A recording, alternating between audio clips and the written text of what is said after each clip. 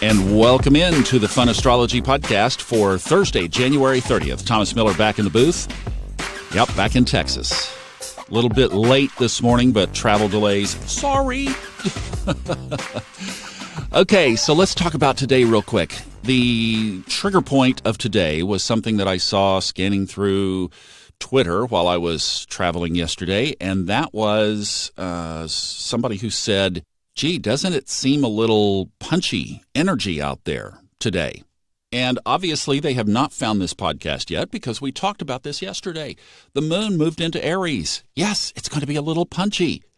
And by the way, while I was gone in Colorado, thank you guys for those wonderful comments in iTunes. I'm sharing the love back with you. And if you have a great comment, leave it if you would, as just a little energetic exchange. And if you have some constructive criticism, just email me at info@funastrology.com because I'm always looking for ways to improve. All right, let's talk about this spiky lunar Aries energy that's going on right now. In fact, I like to say that in my program, my software program that I use for astrology called Astro Gold, it puts the aspects in red and blue. Blue being the easy aspects, red being the hard aspects. There's a lot of red on today's chart, I gotta say. There's a lot of red. I mean, stuff is throwing off all over the place, Mars in particular. So Mars is cranky with Uranus, Venus, and Neptune. So any of those areas, you could see some extra spiky, punchy challenge today. Now, as I'm recording this in the morning of January 30th, right now the moon is at 12 degrees. So let's just say 15 degrees. It moves so quickly. So halfway through Aries. Moves into Pisces tomorrow, actually at about 8 p.m. tomorrow evening Eastern Time. So the moon is throwing off its own cascade of squares. It's, first of all, square the North Node in Cancer. That could trigger anything off your karmic path, number one. Later this morning, it will be square Jupiter, and then actually between now and tomorrow night, so for the rest of today and basically all day tomorrow, it's going to be transiting in squares to the rest of the stellium in Capricorn. So that's Pluto and Saturn. Those direct squares will happen tomorrow night. Now, what offsets this? Well, not very much. And that's why I was saying is the scorecard is definitely red. But the only thing that we really have offsetting this is a 60-degree sextile between the sun and the moon. So while there are at least these other potentials out there, the one nice trine of support is just saying that the essence of who you are, the sun radiance of you, is being supported in a triggered, emphasized way today and tomorrow. Now there's one other, and that is the moon is trine Mars. Mars is still in Sagittarius. So that's bringing this, it's really in one sense, it's amping up the spikiness. In another sense, it's giving us a little opportunity. So you know me, when I see these kinds of things, I like to say, well, how can we get on the other side of this energy? And I think what we can do is, let's just go back to basics. Let's talk about the moon in Aries. Aries is all Mars. It's Zeus. It's fire. It's big. It's aggressive. It's sharp.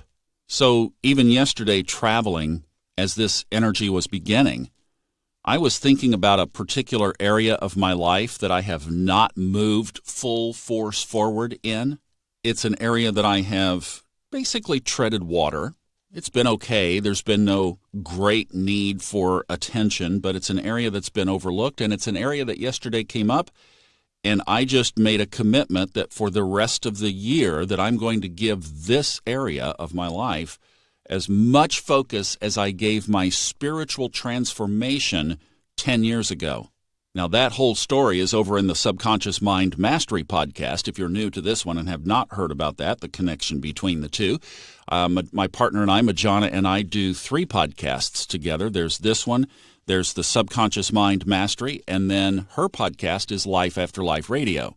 But when I made that commitment or realized that aspect of myself and that I could make that same commitment to go after this area, of developing this area and blossoming this area of what I did 10 years ago, it resonated perfectly.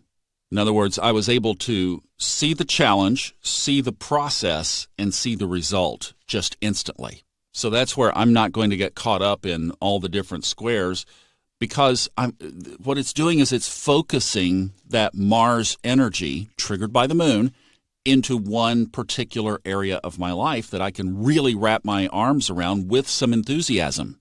So the question would be is, can you find an area of your life that needs some attention? Maybe it's an area that you could pour some work into over the next period of time and just make that same commitment, because I think that works totally amidst all this other energy.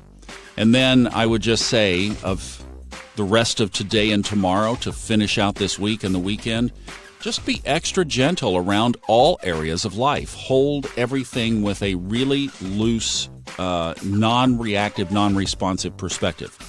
I had an email that I was going through yesterday when I got back to Texas that I needed to perhaps respond to, that might have brought up some of that Mars aggression, and I just wiped it. I wiped my response clean. I'm going to let it sit. I'm not going to respond right now. Be better to do it later. See, that kind of thing. Just be gentle for the next 2 days. All right?